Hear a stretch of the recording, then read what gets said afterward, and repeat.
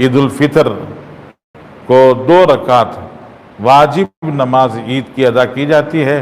चूँकि आम तौर से नमाज ईद मजमू में अदा की जाती है, इसलिए नमाज ईद के अदा करने से पहले साल में 1 दफ़ा 2 दफ़ा वो नमाज पढ़ी जाती है। तो हर दफ़ा उस नमाज का तरीक़ा बताया जाता है ताकि नमाज के अदा करने में सहूलत हो। इस मरतबा चूँकि लॉकडाउन है, ईदगाहों में नमाज नहीं होगी जी। मस्जिदों में थोड़ा सा मजमा, जो आम तौर से आम नमाजों के लिए 5-7 का मजमा आता था, वही 5-7-10 आदमी का मजमा मस्जिद में नमाज अदा करेगा। बाकी हजरात क्या करेंगे? बाकी मुसलमान अगर उनके पास ईद की नमाज अदा करने की गुंजाइश नहीं है तो बेहतर ये है कि 2-2 रकात करके 4 रकात चाश्त की नमाज जी अदा कर लें। इशराक या चाश की नीयत से जी 2-2 करके 4 रकात नमाज पढ़ लें अपने घरों में, ये बेहतर है। और अगर सहूलत हो, सहूलत का मतलब यह है कि घर के सामने सहन हो या पार्किंग का एरिया हो जहां गाड़ी वगैरह खड़ा की जा सकती है, ज़रा कुशादा एरिया जहां 5-7 आदमी 10 आदमी नमाज पढ़ सकते हो, तो ऐसी जगह पर जी 5-10 आदमी जो आसपास के पड़ोस के 2-3 घरों के अफराद मिलकर 8-10 करके छोटी छोटी जमात बनाकर वो नमाज अदा कर सकते हैं। ईद की नमाज घर के अंदर अदा नहीं हो सकती है। गुज़श्ता मरतबा भी बहुत सारे लोगों ने घरों की छतों पर ईद की नमाज पढ़ी थी। मुसलमानों से हमारी गुजारिश है कि घरों की छतों पर नमाज पढ़ के जी मुसलमानों को बदनाम न करें और खामखा मसाइब और परेशानियां न खड़ा करें कि लोग तस्वीरें बनाते हैं और फिर मालूम नहीं क्या क्या होता है। इसलिए एहतियात करें। और दूसरी बात यह है कि किसी के भी घर की छत वो प्राइवेट एरिया होता है, वो घर का निजी हिस्सा होता है, उस हिस्से में बगैर इजाज़त के कोई नहीं जा सकता। तो जैसे घर के अंदर नमाज नहीं होती, वैसे घर की छत पर भी ईद की नमाज नहीं अदा की जा सकती है। ईद की नमाज के अदा करने के लिए ये उमूमी जगह होनी चाहिए, जैसे घर के सामने देखने के लिए और बिल देने के लिए वहाँ आ जाता है, गैस वाला वहाँ आ जाता है, ज़रूरत नहीं रहती, पोस्टमैन खत देने के लिए वहाँ आता है, और कोई आदमी आपको बुलाने के लिए दरवाजे पर घंटी बजाने के लिए वहाँ तक आ जाता है। तो वो गोया पब्लिक प्लेस हो गई, वो एक कॉमन प्लेस हो गई, आम जगह हो गई, और ऐसी आम जगह के अंदर नमाज अदा की जा सकती है। चूँकि इस मरतबा गुज़श्ता मरतबा की तरह से ये सख्त लॉकडाउन नहीं है, बल्कि 6 से 10 बजे तक चलने फिरने ज़रूरियात के पूरा करने की गुंजाइश है। इसलिए 6 से 10 के दरमियान में ये 2 घर 4 घर वाले 5 घर वाले ऐसी किसी मुनासिब जगह देखकर तलाश करके वहाँ 10-12 आदमी मिलकर जी वो सारे जो पाबंदियाँ हैं उन पाबंदियों का पूरा लिहाज रखते हुए कि जी अपने हाथ को धोते रहें और फिर साथ में मास्क पहने और फिजिकल डिस्टेंसिंग का इंतज़ाम करें, एक दूसरे से ज़रा फासिले पर खड़े हों। इन सारी चीज़ों का ख्याल करके जी 10 आदमी 8 आदमी वो अपनी अपनी ईद की नमाज अदा कर लें। ईद की 2 रकात वाजिब नमाज है जो 6 ज़ायद तकबीरात के साथ में अदा की जाती है। तो उसका तरीक़ा हर नमाज ईद के मौके पर समझाया जाता है, आपके जहन में होगा, लेकिन फिर दोबारा मैं आपके सामने ये अर्ज़ कर देता हूँ कि ईद की नमाज कैसे अदा करना चाहिए। हर मुसलमान के पास इतनी सलाहियत होनी चाहिए कि वो नमाज पढ़ा सके। जब भी ज़रूरत पड़ जाए, इमाम साहब नहीं आए, मुसलमान आगे बढ़ के नमाज पढ़ा सके, इतना हौसला इतनी हिम्मत हर मुसलमान के अंदर होनी चाहिए, और इतना कुरान दुरुस्त और सही मुसलमान को याद होना चाहिए। तो 2 रकात नमाज है, कोई मुश्किल नहीं है। ये घर के कोई भी फ़र्द जिनका कुरान ज़रा अच्छा हो वो इंशाअल्लाह आगे बढ़ के 2 रकात नमाज पढ़ा सकते हैं। नमाज के पढ़ने की तरतीब ये है कि 2 रकात वाजिब नमाज 6 ज़ायद तकबीरात के साथ में अदा होती है, और पहली रकात में 3 ज़ायद तकबीरें होती हैं, दूसरी रकात में 3 ज़ायद तकबीरें होती हैं। پہلی رکعت کی 3 زائد تکبیرات سورہ فاتحہ سے پہلے ہوتی ہیں اور دوسری رکعت کی 3 زائد تکبیرات رکوع سے پہلے سورہ فاتحہ اور ضم سورہ کے بعد ہوتی ہیں۔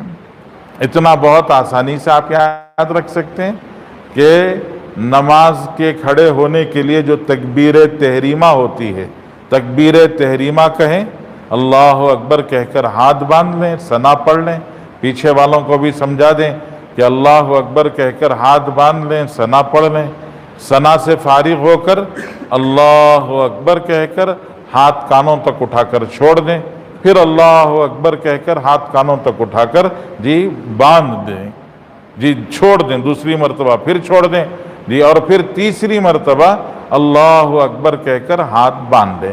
تو اس طرح سے گویا تکبیر تحریمہ ملا کر 4 تکبیریں ہوں گی۔ تکبیر تحریمہ تو نماز کی اصل تکبیر ہے اور واجب نماز کی یہ 3 زائد تکبیریں ساتھ میں شامل ہو گئیں۔ تو پہلی تکبیر سے شامل کیا جائے تو گویا 4 تکبیریں ہوں گی۔ پہلی تکبیر پر ہاتھ اٹھا کر باندھ لینا، دوسری تکبیر پر ہاتھ اٹھا کر چھوڑ دینا، تیسری تکبیر پر ہاتھ اٹھا کر چھوڑ دینا، پھر ایک تکبیر کہہ کر ہاتھ باندھ لینا، پھر سورہ فاتحہ پڑھیں گے۔ آپ کو جو قرآن یاد ہے، قل هو اللہ احد یاد ہے تو پڑھیے، انا اعطینا یاد ہے تو وہ پڑھیے، والعصر یاد ہے تو وہ پڑھیے، آپ کو جو یاد ہے وہ پڑھیں۔ رکوع کریں، سجدہ کریں، دوسری رکعت کے لیے کھڑے ہوں، دوسری رکعت کے لیے کھڑے ہو کر پہلے سورہ فاتحہ پڑھیں اور ہر مرتبہ ہاتھ اٹھا کر چھوڑ دیں، اللہ اکبر کہہ کر چھوڑ دیں، اللہ اکبر، ہاتھ اٹھائیں چھوڑ دیں، اللہ اکبر، ہاتھ اٹھا کر چھوڑ دیں، پھر اللہ اکبر کہتے ہوئے رکوع میں چلے جائیں۔ رکوع، سجدہ، قاعدہ، سلام، یہ سارا عمل پورا ہوگا۔ جب آپ نماز سے فارغ ہو گئے، نماز سے فارغ ہونے کے بعد اب خطبہ دینا ہے۔ ہمارے بہت سارے دوست کہتے ہیں نماز تو کسی طرح سے پڑھا لیں گے لیکن خطبہ دینا یہ تو بہت بڑی پریشانی ہے، خطبہ کیسے دیں گے؟ میں آپ کو بتاتا ہوں، اگر میں نے جو آپ کو سمجھا عرض کیا میں آپ کے سامنے عرض کروں گا، وہ اگر آپ کی سمجھ میں آ جائے تو آپ کہیں گے ارے اتنا آسان ہے تو نماز تو مشکل لگے گی، خطبہ تو اس سے بھی آسان ہے۔ اتنا آسان ہے کہ آپ خطبہ کیسے دیں گے؟ سورہ فاتحہ تو ابھی آپ نے نماز میں پڑھی تھی، آپ کو سورہ فاتحہ یاد ہے۔ آپ کیا کریں، ایک چیئر رکھ لیں، چیئر کے سامنے کھڑے ہو جائیں اور کھڑے ہو کر سورہ فاتحہ پڑھیں۔ الحمدللہ رب العالمین الرحمن الرحیم مالک یوم الدین ایاک نعبد و ایاک نستعین اہدنا الصراط المستقیم صراط الذین انعمت علیہم غیر المغضوب علیہم ولا الضالین، سورہ فاتحہ۔ اور اگر درود ابراہیمی آپ کو یاد ہے تو درود ابراہیمی پڑھیں، اللہم صلی علی محمد وعلی آل محمد کما صلیت علی ابراہیم وعلی آل ابراہیم انکا حمید مجید، اللہم بارک علی محمد وعلی آل محمد کما بارکت علی ابراہیم وعلی آل ابراہیم انکا حمید مجید۔ پہلا خطبہ ہو گئے۔ ہم تھوڑی دیر کے لیے کرسی پر بیٹھ جائیں، پھر اٹھ کر کھڑے ہوں اور وہی جو پہلے خطبے میں پڑھا اسی کو دوبارہ دوہرا دیں، وہی سورہ فاتحہ پڑھیں اور وہی درود شریف پڑھیں۔ سورہ فاتحہ بھی آپ نے پڑھ لی، درود شریف بھی پڑھ لی، تو ماشاءاللہ آپ کے دونوں خطبے ادا ہو گئے اور آپ کی نماز عید پوری ہو گئی۔ اب مختصر سی دعا کر لیں اور دعا کر کے آپ کی نماز آپ کی الحمدللہ پوری ہو گئی۔ نماز اتنی آسان ہے، الدین یسر، دین بہت آسان ہے، دین بہت آسان ہے، دین پر عمل کرنا کچھ مشکل نہیں ہے۔ جیسے میں نے عرض کیا کہ ایک نماز ہے، نماز میں 6 زائد تکبیریں ہیں، پہلی رکعت میں سورہ فاتحہ سے پہلے 3 زائد تکبیریں ہیں اور دوسری رکعت میں سورہ فاتحہ اور ضم سورہ کے بعد رکوع میں جانے سے پہلے 3 زائد تکبیریں، بس اس کا خیال کرنا ہے۔ اگر خدا نخواستہ تکبیرات بھول گئے، بڑے مجمع میں اگر تکبیر بولنا بھول گئے تو سجدہ سہو نہیں ہے۔ جو عیدگاہ میں نماز پڑھتے نا، تو عیدگاہ میں اگر ہم نماز پڑھیں اور وہاں اتفاق سے تکبیر پڑھنا بھول گئے تو تکبیر پڑھنا بھول گئے تو سجدہ سہو نہیں کریں گے۔ نماز عید الفطر جی 6 زائد تکبیروں کے ساتھ. تو یہ زائد تکبیریں بھی واجب ہیں. تو زائد تکبیر چھوٹ جائے، واجب چھوٹ جاتا ہے تو سجدے سہو کرنا پڑتا ہے. لیکن بڑا مجمع ہو تو بڑے مجمع میں شریعت نے اجازت دی ہے. وہاں اگر آپ سجدے سہو کریں گے، رکوع کریں گے تو ہی پتہ نہیں لوگ کیا کیا کرتے ہیں، سجدے سہو کریں گے تو معلوم نہیں لوگ کیا کیا کریں گے. اس لیے شریعت نے معاف کر دیا کہ سجدے سہو معاف ہیں. یہاں چونکہ 10-12 آدمی نماز پڑھتے ہیں، خدا نہ خواستہ اگر کوئی غلطی ہو گئی تو گھبرانے کی کوئی بات نہیں ہے، سجدے سہو کر لیں. تکبیر اگر چھوڑ گئی تو کوئی بات نہیں ہے، تکبیر چھوڑ جائے تو سجدے سہو کر لیں، آسانی کے ساتھ میں نماز ادا ہو جائے گی. جی ہمارے ایک استاد حضرت قاری امداد اللہ صاحب رحمۃ اللہ علیہ چھوٹے میدان میں نماز پڑھاتے تھے. عید کی نمازیں عام طور سے چھوٹے میدان میں پڑھاتے تھے.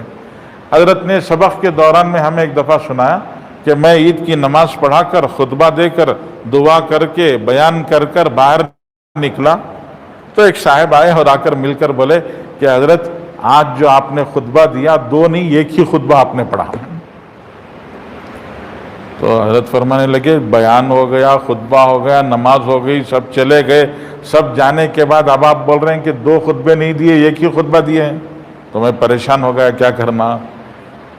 تو وہ جو صاحب مجھ سے کہا کہ 1 خطبہ آپ نے دیا ہے، انہوں نے ہی کہا حضرت گھبرائیے نہیں، خطبہ تو سنت ہے. اگر آپ نے 1 خطبہ دیا تو بھی نماز میں کوئی فرق نہیں پڑا.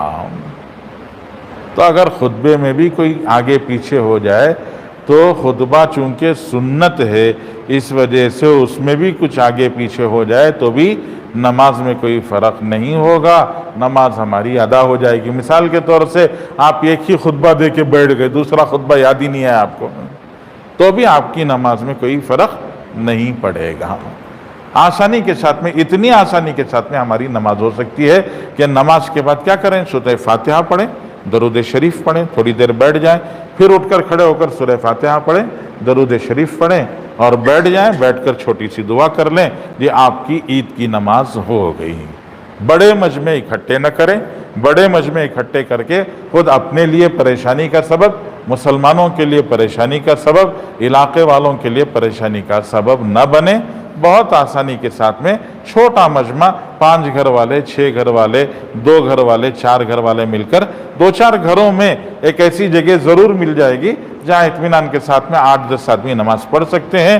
تو وہاں آپ اطمینان سے نماز پڑھ لیں اور اس فکر میں نہ رہیں جیسے عید کی نماز پڑھنے کے لیے خطیب صاحب، قاضی صاحب آتے ہیں تو ہمارے گھر بھی عید کی نماز پڑھانے کے لیے کوئی خطیب صاحب آئیں گے.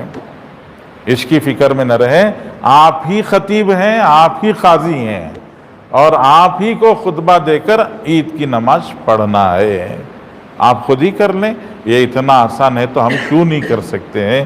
یہ آپ اللہ جل شانہ سے دعا فرمائیں، اللہ تعالیٰ آنے والی اس عید کو ہمارے لیے مسرت کا سبب بنائے، راحت کا سبب بنائے، امن کا سبب بنائے، سلامتی اور عافیت کا سبب بنائے.